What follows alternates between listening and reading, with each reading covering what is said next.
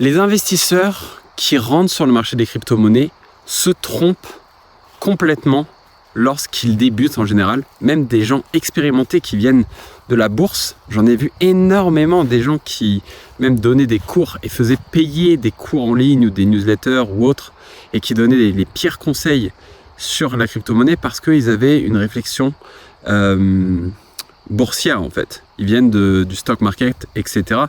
Or, l'univers des crypto-monnaies ne fonctionne absolument pas pareil que l'univers du stock market. Pourquoi ? Je vais m'expliquer. Donc, les altcoins. On en vient directement à l'investissement dans les altcoins. Sur le marché des crypto-monnaies, il y a évidemment Bitcoin, Ethereum, quelques altcoins qui sont là depuis un certain temps et qui resteront probablement comme Chainlink et Solana. Et après, à côté de ça, il y a des milliers de projets qui promettent la lune et dans lesquels beaucoup de personnes vont investir pour essayer de gagner de l'argent. Et en fait, les gens investissent dans ces projets-là en analysant les projets, en analysant la promesse de ces projets, etc. Et ils se disent, en général, j'investis et je garde sur le long terme parce que ce projet va changer la finance ou va changer les jeux vidéo ou autres, etc. Et c'est comme ça qu'on se retrouve avec des gens qui, en fait, investissent en pic de bull market ou pendant le bull market et se retrouvent à prendre un moins 95% dans la gueule et se retrouvent bloqués dans des projets qui ne remontent jamais à leur all-time high. Et c'est pour ça que moi j'aime bien investir dans des projets qui sont récents en général parce que c'est des projets qui n'ont pas connu de hype cycle, qui n'ont pas encore connu de hype et donc qui n'ont pas encore ces bagholders, toutes ces personnes qui ont investi dedans et qui galèrent à sortir de ce projet, quoi. Donc il y a moins de pression à la vente. Attendez, je change de bras parce que j'ai mal à l'épaule. Voilà. Et quelque chose qui est intéressant, en fait, c'est qu'il y a énormément de personnes qui investissent, qui viennent du stock market, qui partent avec une idée comme ça qu'il faut construire un portefeuille et faire un portefeuille d'investissement en crypto de la même manière qu'ils construisent un portefeuille d'actions. C'est-à-dire diversifié sur 20, 30, 40 différentes positions sur des projets qui ont du sens, etc. et les holder sur le long terme. Mais sauf qu'à la différence, les projets crypto, c'est beaucoup de marketing. Et il y a plein de projets dans le passé qui ont voulu changer le monde. Et en fait, une fois qu'ils ont atteint un bull market, souvent les équipes après ont des tokens qui sont unlock au bout d'un certain temps. Donc en gros, les fondateurs deviennent très riches, concrètement. Et forcément, nature humaine, quand tu bosses pendant 2-3 ans sur un projet, que tu gagnes 50 ou 100 millions pour ça, derrière, ta motivation pour changer le monde, à part pour une certaine petite partie de la population, elle disparaît. Et c'est pour ça qu'il y a autant de projets derrière qui disparaissent. Parce que au final, leur but c'était de changer le monde, ou de changer la finance ou autre. Mais ils sont rattrapés par la concurrence, ou alors au final ils sont très riches donc ils n'ont plus rien à branler concrètement et ils partent faire la fête à Dubaï ou sur une plage aux Bahamas. Et pendant ce temps-là, tous les investisseurs, eh bien, ils sont en perte concrètement. Et il y a aussi quelque chose qui est très problématique entre guillemets, c'est que sur le stock market, on peut analyser une entreprise avec ses gains, donc ses earnings, les fameux earnings de Nvidia qui sont tous les quarters et à chaque fois l'action s'envole parce que Nvidia est en train de tout casser. Donc les earnings, les projections de marché, le chiffre d'affaires de l'entreprise, etc. Or, sur le marché des cryptos, on peut faire ça avec une petite poignée de projets qui ont des business models qui sont déjà rentables, enfin, au moins existants et qui vendent quelque chose. Il y a une grosse partie des projets où c'est de l'idée, c'est des idées, c'est du trading d'idées en fait, c'est de la projection sur ce que ce projet fera à un moment, c'est des projections de marché sur la valeur qu'aura le play to earn au sein du gaming ou l'intelligence artificielle, etc. Et le problème avec ça, c'est qu'en fait, c'est des réflexions d'investissement qui sont basées sur rien. Et c'est pour ça que moi j'aime bien dire à mes clients qui font partie du programme de coaching Crypto Alchimie, que l'investissement dans les crypto-monnaies, c'est d'abord basé sur de la psychologie et des idées. C'est-à-dire qu'on va essayer de chercher à comprendre qu'est-ce qui sur ce projet en particulier, tel ou tel projet, va attirer les investisseurs lorsque on va être en bull market et que les retail, la masse, en gros les gens qui regardent BFM vont à nouveau investir dans les crypto-monnaies. Qu'est-ce qui va les attirer sur tel ou tel projet et se positionner sur ce projet d'abord.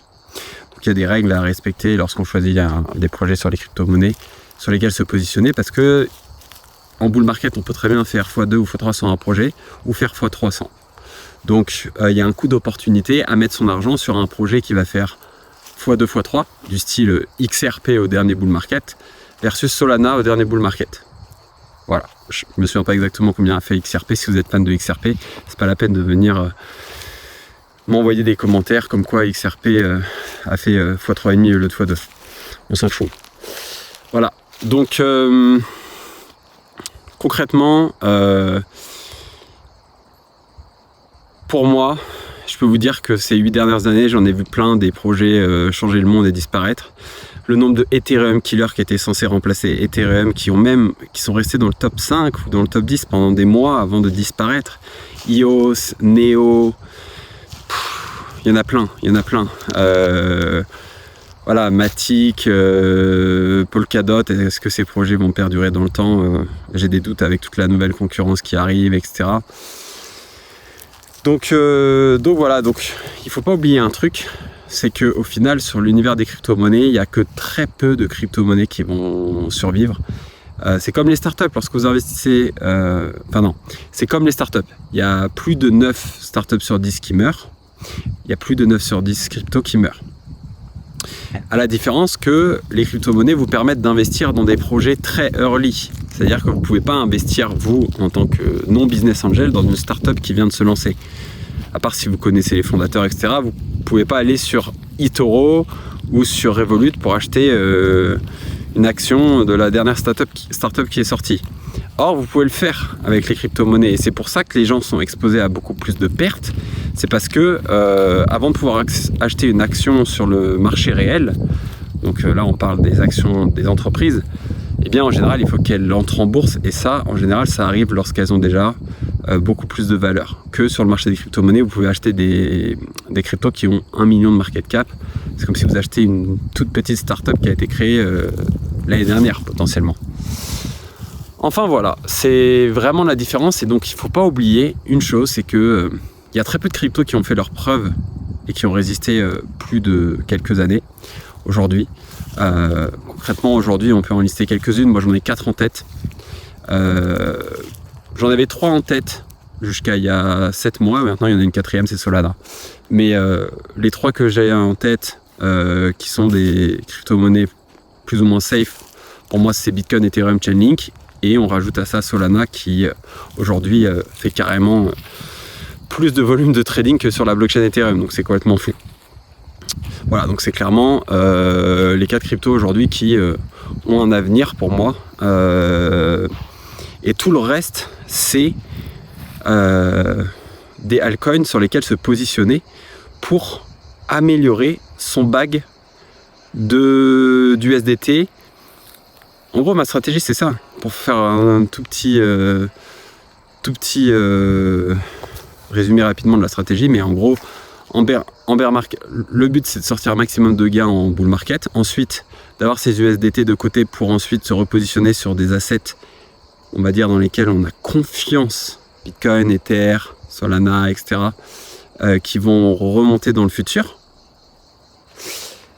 Et ensuite, pendant un bull market, c'est de se diversifier une partie de son bag sur des assets qui sont plus risqués, parce qu'en bull market, avec l'euphorie, il y a tout qui monte, et donc le but c'est d'aller chercher plus de gains que sur Bitcoin, Ether et Solana, en tout cas c'est mon objectif, pour ensuite sortir ces gains et les repasser sur Bitcoin, Ether, etc. en bear market à prix plus bas. Voilà, donc il ne faut pas oublier que les altcoins, contrairement à ce que beaucoup de monde vous dit, je vois des youtubeurs qui disent que tel altcoin va falloir le détenir pendant les 10 prochaines années. J'ai vu des conneries mais monumentales, qui me font penser que c'est des gens qui n'ont pas vécu de cycle en fait.